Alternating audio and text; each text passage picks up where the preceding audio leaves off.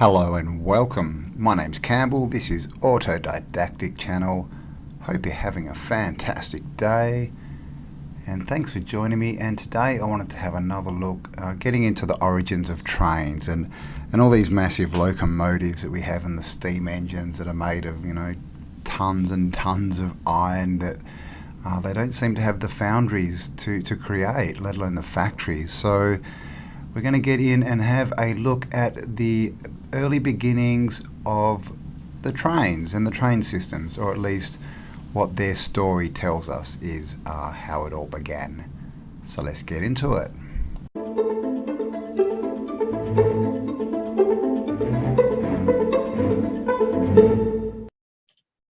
The wooden wagon ways of Britain. 200 years before the first steam locomotive carrying passengers chugged out of the Hyington railway station in the English town of Newton Aycliffe in 1825, British engineers were laying wooden tracks across the island connecting coal mines to canal wharfs. These wooden trackways, called wagonways, were the world's first true railroads and the predecessor to steam-powered railways. The history of rail transport goes back further than you think. According to the Tyne and Ware Archives and Museums, in basic terms, a railway is simply a prepared track that guides vehicles so that they can't leave that track. By that argument, we can say that railways date back to the rutways of ancient Greece and Rome, where two parallel channels were cut into the surface rock to guide wheels along a specific route. One of the most important rutways are located in the Isthmus and Corinth. They were built in 600 BC and were in use until the 1st century AD.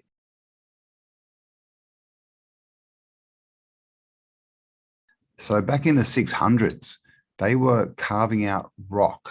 They were carving out tracks, right? Just little channels for tracks in the rock. Come on, easily, right? They were doing that in rock, but, with no tech, no equipment, they were just, cutting out rock. I mean, come on, that's even more fanciful than building wooden tracks to carry iron trains and iron carts full of mining, ore.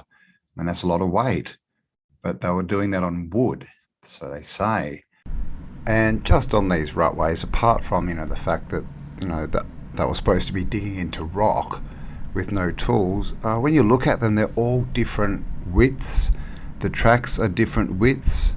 And when you think about it, they're telling us that these were made for wooden carts, things with wooden wheels. Now, unless these things are perfectly straight and the corners are on particular angles, it's going to snap the wheels of the cart. So they just don't make any sense at all as far as being, ruts or rutways or some kind of track made for carts.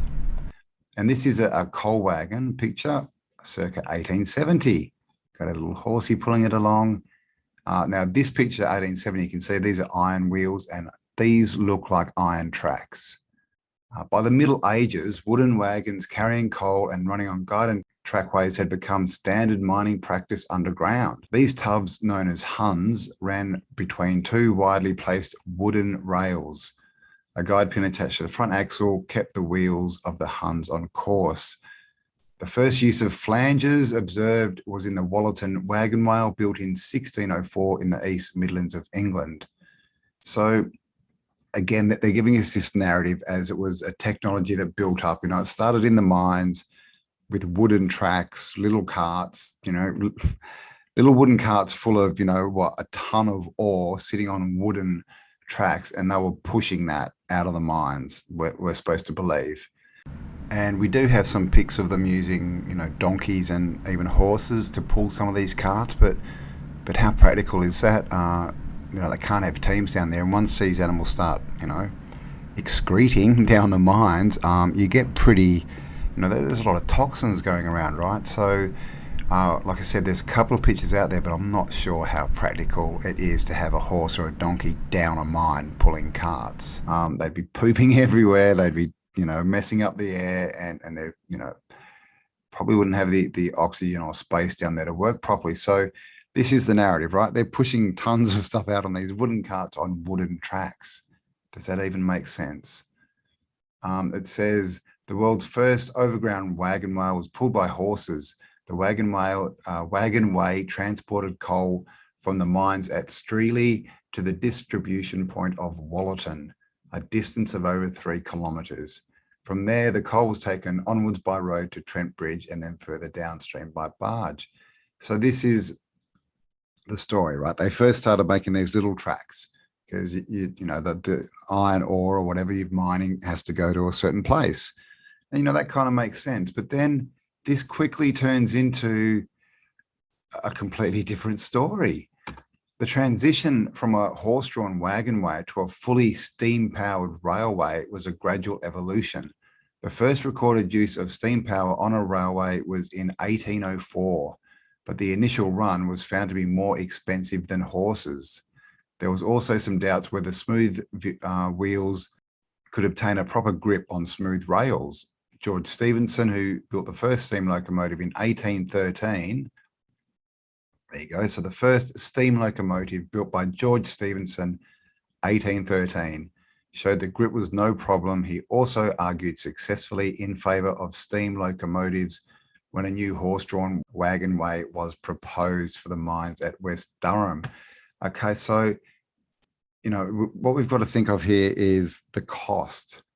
This is all iron tracks, and the tracks are just a fraction, or most of the iron goes into the locomotive, into the steam engine, the locomotive, and the trailers and things, carriages. So, they're sort of saying, well, we can, whack up these, supposedly wooden tracks and just pull them by horses, which you've already got, won't cost much. But he talks them into building a whole network, constructing massive steam-powered locomotives, all the tracks, all the carriages, and basically, he's sold them that is going to be cheaper.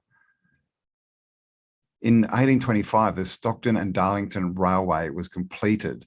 On the 27th of September the same year, between 450 and 600 people sitting on empty wagons meant for transporting coal left a small station at the town of Newton Aycliffe, becoming the first passengers of the world's first steam-powered train on a public rail.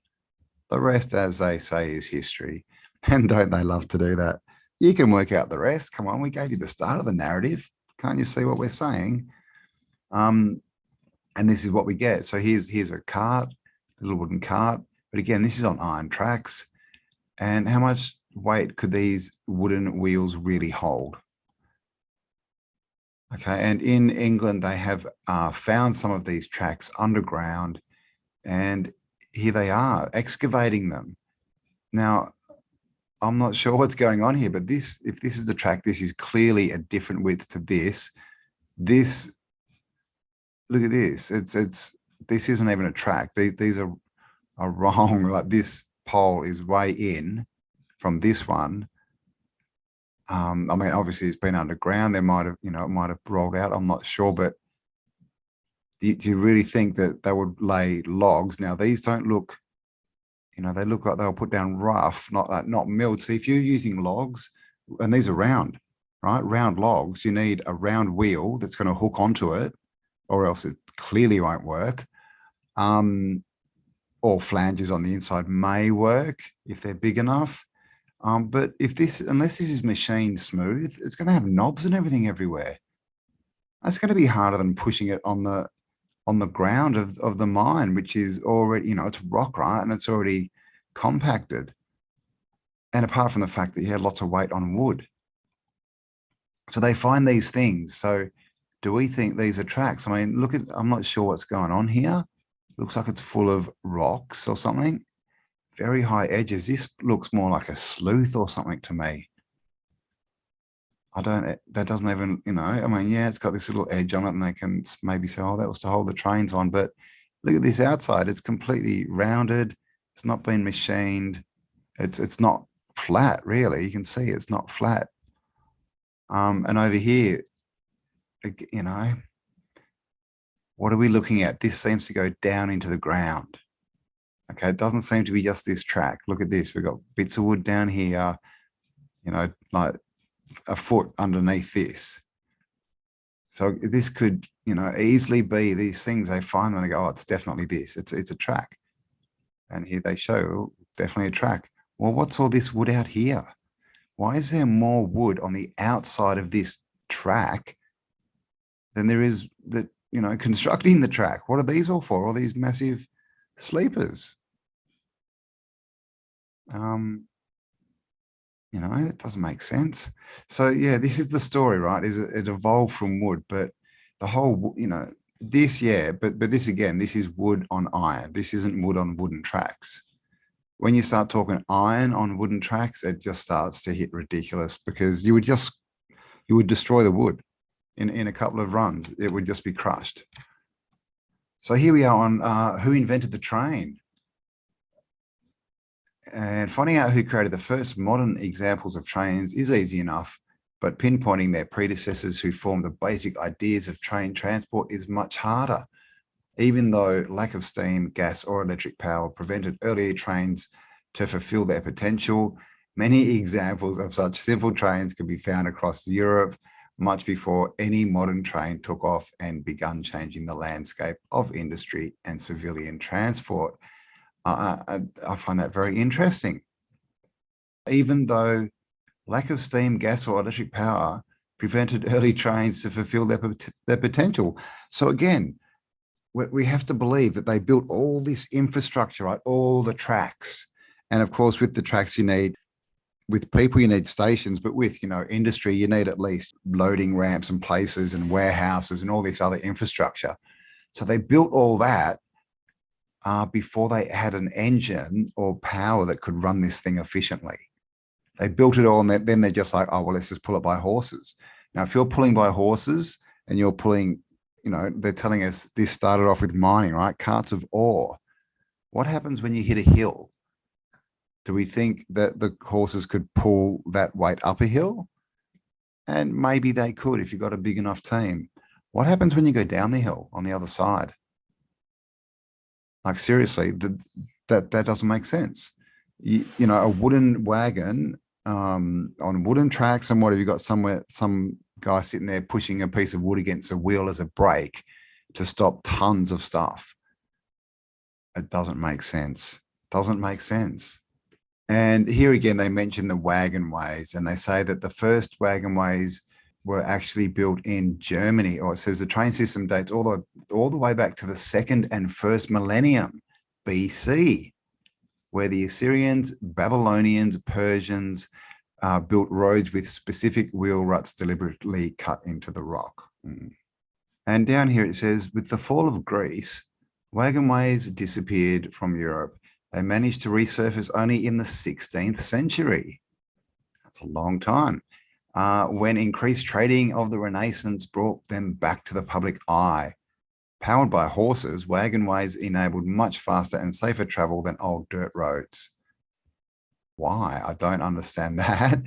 Why would a wagon way, I mean, faster maybe, you know, if you've got tracks, you know, that are proper, you know, iron tracks or extremely machined wooden tracks of extremely hard wood. Yeah, it might, you know, it could work, but there's a lot of work getting those tracks down. And back, you know, we're told back in the 1600s, there was no tech anyway. And all you're doing is pulling a wagon on a track rather than pulling a wagon on the road. You know, for all that infrastructure, is that really worth it? Or these, you know, this sounds like a story, right? They're trying to build up a narrative of how they invented trains, and they started from, you know, little trolleys and wood, and then they evolved and evolved. But the real story is we have these wooden tracks and these trolleys in the 1700s, and then suddenly by like 1820 and 30, we have massive, massive solid iron steam engines. These things weigh hundreds of tons, and they just started building them. Where were they building them? Where was all the iron coming from? Who invented them? How did they get all the tracks laid so quickly? You know, there's tracks everywhere. But of course, we know this is all, it's a narrative, because we have the pictures of people digging out the train tracks.